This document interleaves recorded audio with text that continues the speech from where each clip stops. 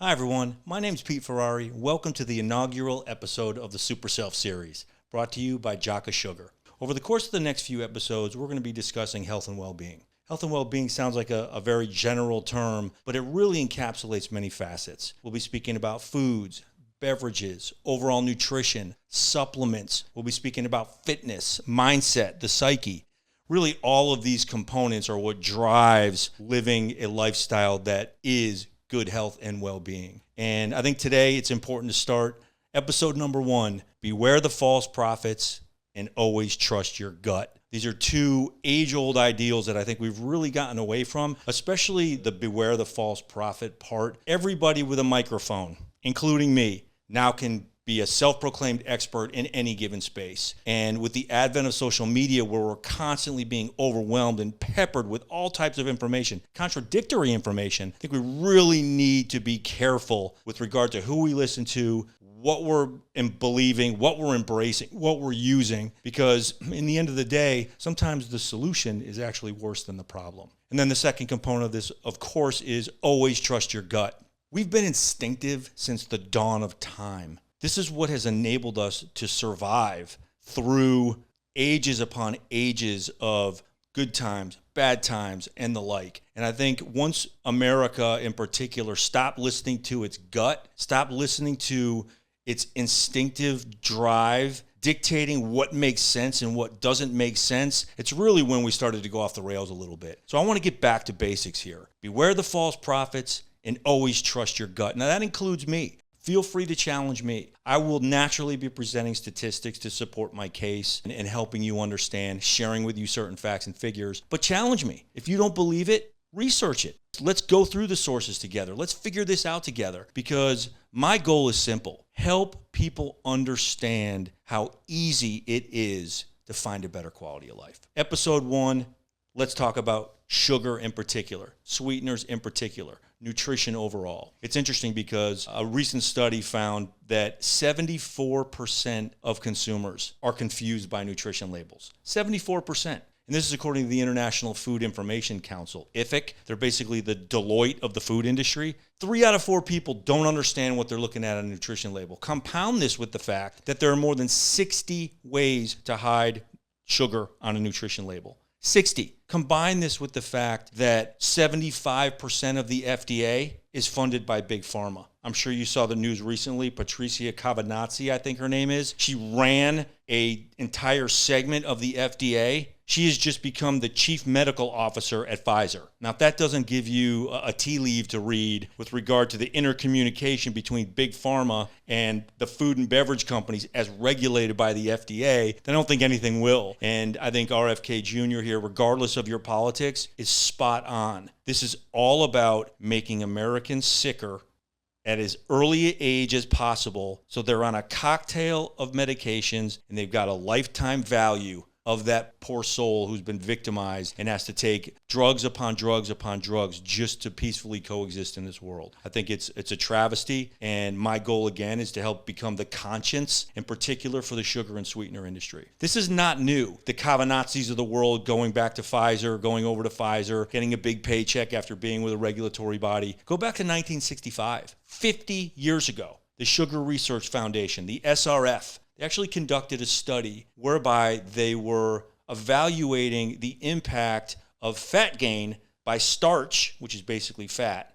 So they basically analyzed these two stovepipes. What is more contributing to weight gain? And they found that it was sugar. Sugar was the major factor as it related to gaining weight, not starch or fat. What happened was Big Sugar found out about it and they jumped in. They started firing through memos to the SRF. This was called Project 289, if you'd like to Google it. Started firing through memos, bullying, coercing. What they ended up doing was providing big jobs and big bonuses and big government positions. And the SRF killed Project 289. The narrative was changed from blaming Big Sugar to blaming fat, and the war on fat began. Interestingly enough, this has only come to light over the past couple of few years. A dentist was actually doing research in the archives at Harvard, and she stumbled onto the actual memos going back and forth between the Sugar Research Foundation and the Big Sugar lobby. So we can understand and we can see that going back as far as 50 years, the narrative has been controlled in a particular way, taking Americans towards one light. And it's something that, again, we've got to be very diligent as we're evaluating data and understanding how to incorporate what they're espousing into our lives. Fast forward to 1985, okay? This is still decades ago. 1985, RJ Reynolds, Big Tobacco, buys Nabisco. They become RJR Nabisco. Philip Morris, Big Tobacco, buys Kraft Foods and General Foods. At that point, RJR Nabisco and Philip Morris became the two largest food products companies in the world. And it was at exactly that moment that food started to be engineered like cigarettes at a molecular level, maximizing the craving, minimizing the satisfaction. So you need more and more and more and more. What are the bliss points when you're eating something? What does the mouthy feel? What is the texture? How do we get you super, super excited to eat this food more and more and more, even if it's not good for you? This has not gone away. This has only gotten worse over time with the particular additives now that comprise even a bottle of ketchup, 60 plus ingredients, as opposed to back in the day when I was a kid in the 70s where there was 3. So this is definitely not new. And I can give you real world examples from my life of how it's translated. I was a competitive powerlifter for 20 years. I started when I was 21 and I blew out my shoulder when I was 37. That was my last event.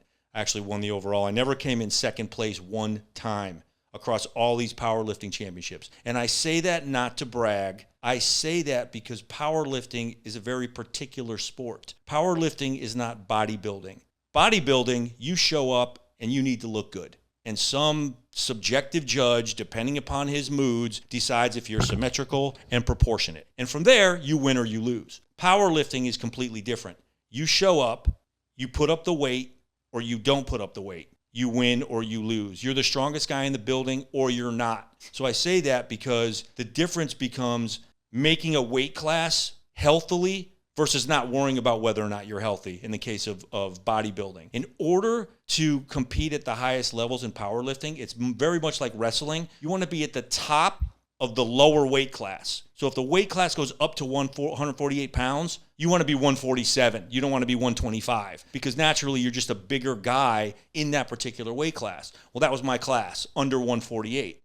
And if you think about it, in order to be strong, you need to be healthy. In order to put up the weight on that day, you need to be healthy. You can't just starve yourself and dehydrate yourself and lose weight and then go in and pump 385 pounds on a pause. It's not going to work. And so I say this because in order to win every single powerlifting tournament I ever entered, never coming in second place one time, I had to be healthy and I had to be strong, which meant nutrition was the key. Nutrition is about 70% of the equation. Weightlifting itself, I ascribe 10%. Cardiovascular, overall health, 20%. Now, I say all of this because anybody who's ever had to make a weight class will know when you are depriving yourself of calories and you're eating super, super clean in order to complete the objective, what would happen is towards the end of the cycle before you would compete, you'd start to get cravings. You would start to look forward to 5 minutes after that competition when you could gorge yourself on whatever you wanted. And the weird thing about it was, no matter where I was, no matter what the competition was, I never knew what I was going to crave. Sometimes I would crave straight carbohydrates, pasta, bread, rice, and cereal. It was all I could think about before the competition. 10 seconds after the competition's done, I pour a bowl, an entire box of cereal into a big mixing bowl, eat the whole thing. Couldn't control it. Eat 5 pounds of pasta. And so you never knew it was going to hit. Sometimes it was fast food. I remember one particular competition, going home from the competition, I went to McDonald's and got a whatever meal, Big Mac meal. On the way to Burger King from McDonald's, I finished the McDonald's, went to Burger King, ate a Burger King meal on the way to Wendy's. By the time I got home, I had eaten 3 supersized meals from 3 fast food providers. And again, I didn't know what the craving was going to be, but the methodology was always very, very simple. What you do is I'd go ahead and blow it out for a week or so, probably gain 10 or 15 pounds, just eat and enjoy and love, love, love. And then to start to prepare for the next competition, go cold turkey, slim back down, cut the calories, lose the weight, make the weight class, go in and finish number 1.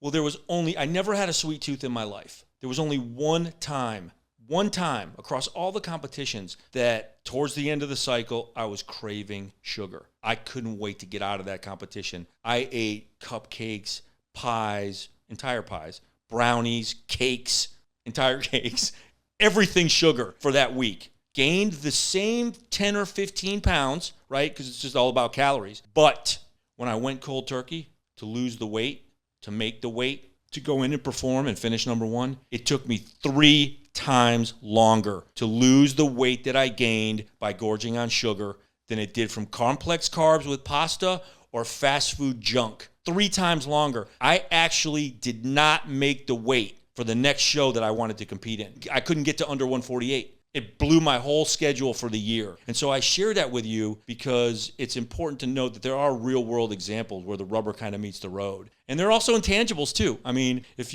hate to bring her up, but if you go to my ex-wife, back when I was married, we would enjoy ourselves at the holidays. I wanted to enjoy my time with my family, so I'd eat cakes and pies, and I'd eat brownies, and I'd do whatever I wanted to do.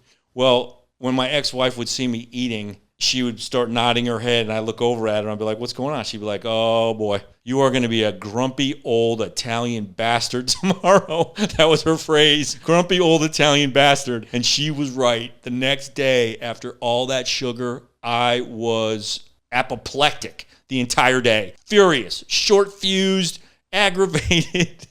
Took it out on everybody around me. So those are just a couple of examples, food for thought, no pun. And I hope you take that with a grain of salt because everybody naturally is different. But I think it's worthy of mention that everything that we've read, everything that we see, while we do want to apply scrutiny and beware the false prophets, and we do want to trust our gut, we still want to apply that to our real life. We still want to apply that to real world examples. All right, folks, now let's talk about sweeteners. They say sometimes the solution is worse than the problem. I think this is certainly one of those instances. We have been hearing for 45 years, since I was a kid when the pink packet first came out, that the alternative sweetener tastes like sugar, cooks like sugar, it's good for you, eat as much as you want. And unfortunately, as we've all learned over these many, many, many decades, no matter what color the packet is, doesn't taste good, doesn't taste like sugar, can't cook with it, isn't good for you. So we're in a situation now in the sweetener world where it's really crying wolf. Everybody is hearing the same thing over and over and over again, and it never plays out. And that's really a disadvantage for us, as we'll talk about Jaca rare sugar in a minute. But nonetheless, I think also while you're now starting to see in the news these highlights, these headlines about how bad these alternative sweeteners are, I think there's still a big disconnect between what people are using in their everyday lives and why, and what's being reported in the news. Now, it's not anybody's fault. I actually think this is done by design. There's a definitive and deliberate discrepancy between the technical term and the marketing play, the marketing term. And here's what I mean by that. Let's take erythritol. Erythritol been around for a very long time. You're seeing it all over the news. You can Google it. And the legitimate studies, in particular, the Cleveland Institute did a study in 2023, and they talk about the fact that erythritol is now causing heart attacks and strokes, or can cause heart attack and strokes, right? This is a major, major issue, obviously, because sweetener could be a very, very large part of our lives. And so when we start to think about heart attacks and strokes as a function of using a particular sweetener, that's relevant. And they're saying there's a 50% chance of thrombosis through the use of this sweetener. Now, as we know, thrombosis means blood clot on some level. Blood clot means pulmonary embolism, hence heart attacks and strokes. 50%, that's a big number. As well, 50% regarding the usage of erythritol will contribute to gastric distress. It's not FODMAP friendly, FODMAP it's called. Not FODMAP friendly. Bloating, diarrhea, discomfort. 50%. These numbers are staggering and really worthy of mention. But erythritol is the technical term, and the pretty marketing play is, I can't say it deliberately, but we'll say it's the white packet with the pretty bird on it, right? So people are using the white packet with the pretty bird on it, not realizing by no fault of their own that this is erythritol. And by the way, it tastes like shit. On to the next one, sucralose. Sucralose downgraded by the FDA from caution to avoid, because of the potential to cause leukemia. Now think about that. The FDA does not make bold moves, very rarely make bold moves. And in this instance, they were so compelled that they had to downgrade a sweetener Think about the impact of that. Listen to your gut. Beware the false prophet about sucralose tastes good and it's good for you. Think about that and listen to your gut. It's 600 times sweeter than sugar. And the way they get to that 600x is by using chlorine. Listen to your gut. Does chlorine, the stuff you keep in your pool so that your pool stays germ-free on a massive level, does that sound like it's something that's good for you? Probably not. So these are things that we really need to think about, and these are things that we really need to consider as we're using these sugars. And again, sucralose, technical term, marketing play, the yellow packet, probably the most powerful and popular sweetener in the country today. Big issue. Now let's take stevia. Stevia is only determined to be healthy at the purest levels of the extracts. The purest levels of the extracts, not the blends. And almost all stevia products out there today are blends. And interestingly enough, stevia leaf has now become popular. You think about it, a leaf is a natural thing. A leaf is a beautiful thing. The stevia leaf is actually showing to be more dangerous than the regular blend, which is not the high purity extract, which is the one that has been determined to be safe. It's a big issue. 25% reduction in gut health. Could be toxic when you cook with it. Potentially offers fertility issues, impacting DNA basically. What are fertility issues in accordance with DNA? What does that mean when you're having children? Listen to your gut. Beware the false prophets. It's good for you. It's good for you. It's good for you. How and when and where and why, if at all, is it good for you? Challenge it. Again, stevia, beautiful term, green packet. Everybody's using it. It's used in north of 5,000 products here in this country. So again, something that we need to take very, very seriously. Let's take aspartame. 92% of the studies that have been done surrounding aspartame have come back bad. 92%, 9 out of 10. Listen to your gut. What does that mean? Probably not good for you.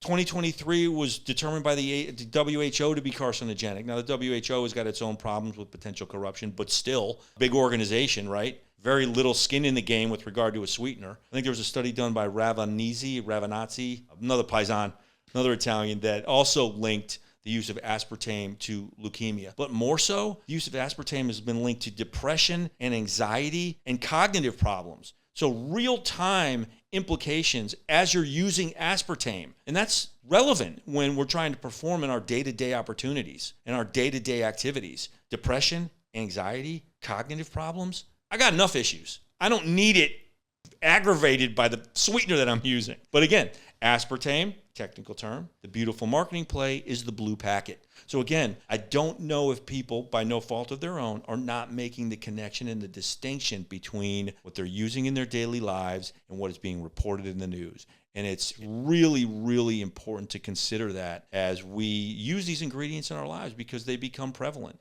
And that's really the nature of our game, is we want to help people understand, help people make the connection, find a better quality of life, and really use healthy, seriously healthy ingredients and products that are going to complement the way you live, that are going to help you enjoy the way you live. Food is great. Sugar-based foods are phenomenal. Sugar is in 80% of foods and beverages. We love sugar. We love sweetness, but we've got to be super, super careful nowadays, and I think that's really the message here. Let's talk about Jaca rare sugar, aka Psychose, aka Allulose. According to the International Food Information Council, IFIC, less than 15% of Americans have ever heard of this rare and healthy sugar. And I've been doing this for a couple of years now, building out the infrastructure for this company, engaging in fellowships, sending out samples, working with even rock star chefs who have never heard of this sugar. I submit to you that that number is less than 5%, but we're going to hopefully change that. By extension and by contrast, perhaps the healthiest culture in the world, Japan uses this rare sugar in north of 5,000 products. They use it to the extent that we use stevia here in this country, and you've heard all about stevia. So I think we've got a very unique opportunity to enable people in this country to live their sweetest life without any harms or hazards. Our Jaca, our allulose, is 99% pure. We actually went through a 6-month evaluation period across all of Southeast Asia in order to evaluate suppliers. We had a heavily weighted QA metric system that we used, everything from look and feel to taste to the quality of the rare sugar to the matching of the sugar itself on a molecular level in accordance with the spec sheets. Exhaustive QA, evaluated 30 suppliers, disqualified 24. That's how weighted our system was, and that's also a testament to what's out there potentially in the market today. And so I want to talk a little bit about that. You've got these other mom and pop suppliers out there, some of which you may have heard of, that have got FDA violations. They've got NAD violations. Let's just start at the top. One that kind of sounds like a pharmaceutical in its name, which is kind of interesting because actually if you leave that particular brand of allulose on your tongue for about 20 seconds, it stings.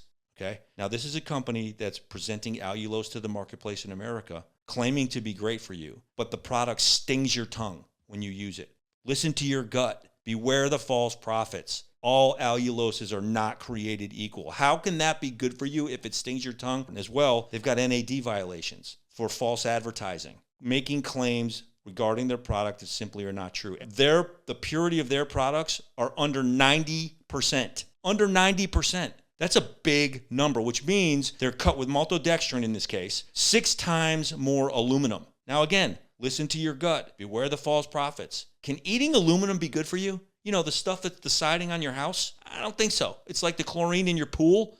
Listen to your gut. Can't be good for you.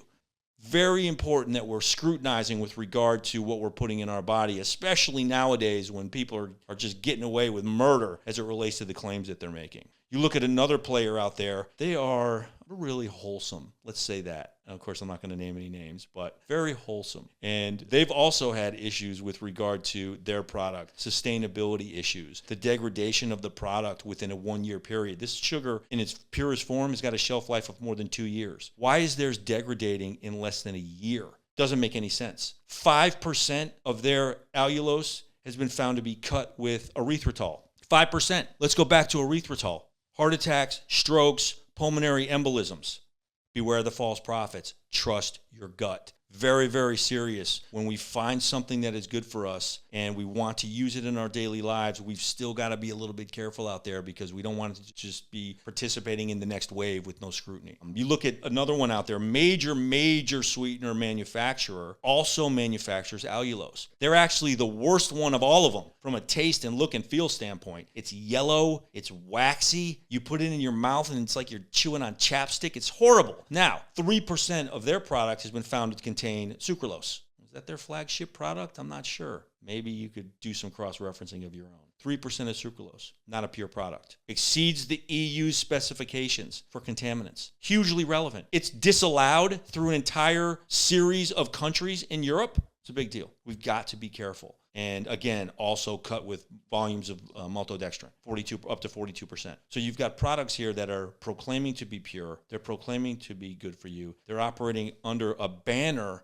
that signifies that this is good for you, the allulose banner, but they're still dramatically different. Jaca rare sugar, 99% pure. DQ'd 24 suppliers in order to land on the one that we have as we build out our manufacturing facility so that we can control the entire supply chain and keep putting good product forth. Vegan friendly, non-GMO, halal certified, Proposition 65 compliant in California, 0 glycemic index, diabetic friendly. It's been clinically proven in randomized, double-blind, placebo-controlled human trials, not rats and mice, to control appetite, inhibit the body's ability to assimilate new fat, burn subcutaneous and belly fat. Massive implications. It's also been proven on some level to potentially prevent diabetes because of insulin levels and how it's impacted upon ingestion. The key with allulose in general is that it never hits the gut where it can do real damage. It dissipates in the large intestine. And as it's ingested, it activates certain proteins and enzymes and hormones in the body in the large intestine, and whatever isn't used to activate is excreted through the urine. So as you can expect, there's no metabolic impact at all. It's got 90% less calories than sugar. So much so that the FDA determined that allulose, Jaca, has got such little impact on the physiology of a human being that it does not need to be recorded as sugar of any kind on a nutrition label. Think about that. It is actually a sugar. Jaca is a monosaccharide, so it's got the same molecular composition as sucrose, the sugar we grew up with, which tastes great,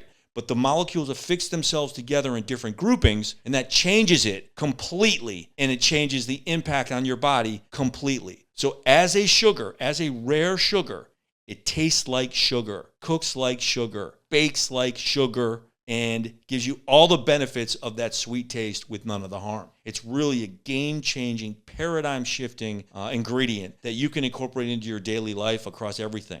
Barbecue sauces, pasta sauces, cereal, fruit, pancakes, breads, coffee, tea. Use it everywhere. And there's no limit to the amount you can use. Allulose is about 75% as sweet as the sugar we grew up with, so you need more of it. But it doesn't matter how much more of it you use because there's no harmful impact. That's something that took a minute for me to get used to. My family and I have been using Jaca for years. We put it in everything. In fact, my daughter, she's a Division I athlete, so she's always been conscious of eating healthy. She hates fruit. Obviously, we've got to have fruit in our lives. Hates fruit. Well, the way I would get her to eat fruit and bribe her when she was like 14, 15 years old was to pour a mountaintop of Jaca sugar on a bowl of fruit and just watch her completely devour it because it's so sweet and it tasted so good. So it's something that we've used. I probably still use 5 pounds a month, and my daughter's off senior in college. But it took me a minute to get used to the fact that I don't have to regulate how much I use. I can use as much as I want to. All these years we've been conditioned. Govern your usage of sugar and sweeteners. Be cognizant of how much you're using. That's out the window. It's off the table, no pun. You can use as much of it as you want to, and it tastes like sugar, cooks like sugar, bakes like sugar. So it's something that we've found to be a very pleasant addition in our lives. It's something that we really want to help America understand is widely used in the Japanese culture. It's been vetted over decades. And Kagawa University in Japan, Kyungpook University in South Korea, another very stable democracy, in accordance with the governments, have done 30 years of clinical trial work to vet and prove the merits of this sugar. So I think it's something that is tried and true. It's something that will, again, benefit the quality of your life without harming it in any regard. And it's interesting because it's coming to the forefront now because it really wasn't until very long ago that we had the technology to actually extract this delicate sugar without destroying it. It was first identified in the 1970s in kiwi, jackfruit, and figs. But it's such a delicate and rare sugar that you couldn't extract it at that time with the given technologies without polluting it or destroying it. We'll enter enzymes. And now you have the ability to extract this rare and healthy sugar using enzymes without polluting it. And that's really how we find ourselves here today. So our goal is to help people find Jaca sugar across the country, introduce Jaca-powered products, and help everybody live their best life. I think it's a very interesting time for us, and I'm happy to continue to talk about the merits of this rare sugar as we broaden our scope with regard to health and well-being. Today was sugar and sweeteners. We'll look to our next episodes where we'll also be bringing in special guests, trainers, nutritionists, cardiovascular surgeons, biohackers. By all means, let's bring in the experts. So I think we've got a lot to look forward to. We're going to be evaluating lifestyle at a macro level and helping you put micro-level activities to work in order to become your super self. Thank you so much. Okay, everyone. That brings to a close another episode of the SuperSelf Podcast series brought to you by Jaca Rare Sugar. Here, we are going to be helping you discover the truth for all things that surround good health and well-being. We'll be offering you statistical data, clinical trial information that has been evaluated and corroborated so that you can see for yourself that we say what we mean and we mean what we say.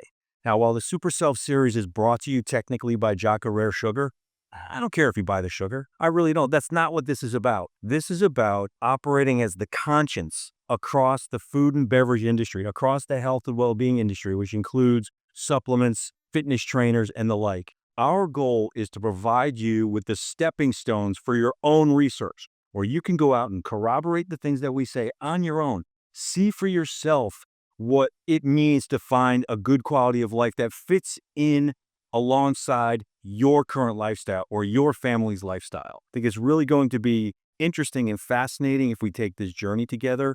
And once again, our goal is not just to provide you with data, but to keep it interesting. I've been living a clean lifestyle for 40 years now. I've been going to the gym for almost 45 years, eating clean for 40 years. And so we're going to have a ton of stories along the way about the foibles, the successes, and the failures, but we're also going to provide you with the information that you need to carry on and carry forward. Think about subscribing. We'd love it if you subscribe to us, pass this on to your friends. I think we've got a lot of edgy and interesting podcasts that are upcoming, and we certainly will look forward to any feedback that you want to provide. Until next time, cheers.